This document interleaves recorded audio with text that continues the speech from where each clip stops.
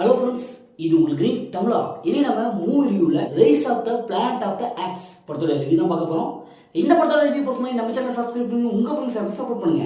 Rice of the planet of the apes 2024ல Disney plus ஹாட்ஸ்டார்ல தமிழ் டப்புல வெளிவந்த ஒரு ஆக்ஷன் சயின்டிபிக் மூவி. இப்போ இந்த படத்தோட கதையை பார்த்துடலாம். சிட்டியில ஒரு மருந்து கம்பெனி மக்களுக்கு சும்மா டேலண்டான ஒரு மருந்து ஒன்று கண்டுபிடிக்கிறாங்க. இந்த மருந்தை காட்டுக்குள்ளார இருக்கிற குரங்குகளுக்கு போய் டெஸ்ட் பண்றாங்க. அப்படி டெஸ்ட் பண்ணும்போது ஒரு சில குரங்குகள் இறந்து போயிருது, சில குரங்குகள் தப்பிச்சு காட்டிலேயே இருந்துருது. இப்ப படத்தோட ஹீரோ அந்த கூட்டத்துல இருந்து ஒரு குரங்கு குட்டியை மட்டும் எடுத்துட்டு வந்துடுறாரு, அதை வளர்த்துறாரு. அந்த குரங்கு வளர்ந்து அப்படி பெரிய குரங்கா மாறுது. ஒரு கட்டத்துல மனுஷனோட பயங்கர டேலண்டா வருது. உடனே நம்ம ஹீரோ இந்த குரங்கை கொண்டு போய் மறுபடியும் காட்டிலேயே விட்டுறாரு. இப்போ அந்த குரங்கு அங்க பார்த்தா இதே மாதிரி நிறைய குரங்குகள் வளர்ந்து பெரிய குரங்கா மாறிடுது. அந்த குரங்கு மனுஷ மாதிரியே பயங்கரமா டேலண்டா இருக்கு. இப்போ இந்த குரங்கெல்லாம் சேர்ந்து மறுபடியும் சேர்ந்து காட்டுக்குள்ள இருந்து நாட்டுக்குள்ள வந்து போராடுது, எங்களுக்கும் இந்த நாட்டுல இடம் வேணும் அப்படின்ட்டு. இந்த சூழ்நிலை கவர்மெண்ட் என்ன முடிவு எடுத்துச்சு? குரங்கு நினைச்சபடியே அந்த நாட்டுல பாதி பங்கு குரங்கு வாங்கிச்சா இல்லையா, இறுதியில என்ன ஆச்சு அப்படிங்கிறதா இந்த படத்துடைய ஒன்லைன். படத்துடைய பாசிட்டிவாவே ஸ்கிரீன் பிளே தானே, ஏன்னா சூப்பரான ஒரு ஸ்கிரீன் பிளே கொடுத்துருக்காங்க. ஃபர்ஸ்ட் ஹாஃப்ல இருந்து கடைசி வரைக்கும் அந்த ஒரு சஸ்பென்ஸ் த்ரில்லர் அப்படியே மெயின்டைன் பண்ணியிருக்காங்க.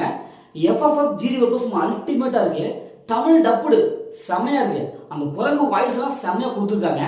அதே மாதிரி படத்துல நடிச்ச எல்லாமே வந்து சூப்பரா பெர்ஃபார்ம் பண்ணிருக்காங்க. Music, cinematography, high quality visual எல்லாமே வந்து டெக்னிக்கல் ஒர்க்ல செமையா தரமா இருக்கு. படம் ஃபர்ஸ்ட் ஹாஃப்ல அப்படியே பார்க்கும்போது அடுத்து என்ன நடக்கும் அப்படிங்கறத நம்மளே ஆச்சரியப்பட வைக்குது. என்னடா இதே ஒரு வித்தியாசமா ஒரு கதைக்களமா இருக்க, ஒரு குரங்கு இந்த அளவுக்கு போராடுதா அப்படிங்கிற அளவுக்கு படத்துல அப்படியே அந்த சூப்பரான ஒரு என்கேஜ்மெண்ட் நம்மள வச்சிருக்காங்க. செகண்ட் ஹாஃப்லயும் சரி, அடுத்து கிளைமாக்ஸ் என்ன நடக்க போகுது, உண்மையிலேயே இந்த குரங்கெல்லாம் என்னடா இது இப்படிலாம் வந்துச்சு, என்ன பண்றதே தெரியலையே அப்படிங்கிற அளவுக்கு செகண்ட் ஹாஃப்ல செம்மையா இருக்கு. ட்விஸ்ட் அண்ட் டர்ன்ல பக்காவா விளையாடி பண்ணிருக்காங்க. ஒவ்வொரு கேரக்டரும் பார்த்து பார்த்து பண்ணிருக்காங்க. அதனால ஈஸியா நம்ம கனெக்ட் ஆகும்போது இன்னொரு குரங்கா அது போராடுற குரங்கா இப்படி குரங்கெல்லாம் பார்க்கும்போது வித்தியாசமான ஒரு கேரக்டர், வித்தியாசமான ஒரு கதையமைப்பு. இதை பார்க்கும்போது அடுத்தது என்னப்பா நடக்குது, கிளைமாக்ஸ் என்னதாண்டா வருது அப்படிங்கிற மாதிரி நம்ம வந்து எழுந்திரிச்சே போக முடியாது. அந்த அளவுக்கு படத்துடைய அந்த ஸ்கிரீன் பிளே தரமா பண்ணியிருக்காங்க. கிளைமாக்ஸ் சூப்பரா இருக்கு. எனக்கு யாரும் எதிர்பார்க்காத ஒரு சூப்பரான ஒரு கிளைமாக்ஸ் கொடுத்துருக்காங்க. எனக்கு தெரிஞ்சளவுக்கு அந்த படத்துல மைனஸ் எதுவுமே இல்லை, எல்லாமே பிளஸ் தான். மைனஸ்ன்னு பார்த்தா கொஞ்சம் ஃபர்ஸ்ட் ஹாஃப் மட்டும் கொஞ்சம் லேக் ஆகுது, ஏன்னா ஸ்பீடுக்கு டைம் எடுக்குது. மற்றபடி அது மைனஸ் கிடையாது.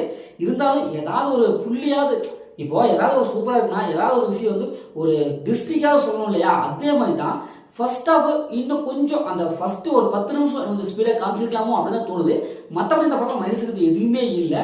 இந்த படத்தை ஃபேன் பண்ணலாம், கண்டிப்பாக ஃபேனோட பார்க்கலாம். படத்தை மைனஸ் எதுவுமே இல்லை. முதல் படம் எப்படி சூப்பராக இருக்கலாம், சுமாராக இருக்கலாம். இந்த படம் ஒரு ஒர்த்தான மூவி தான். இதே மாதிரி மற்ற ஒரு புதிய மூவி ரிவ்யூ சந்திப்போம். உங்களிடமிருந்து உங்கள் கவி பாரதி.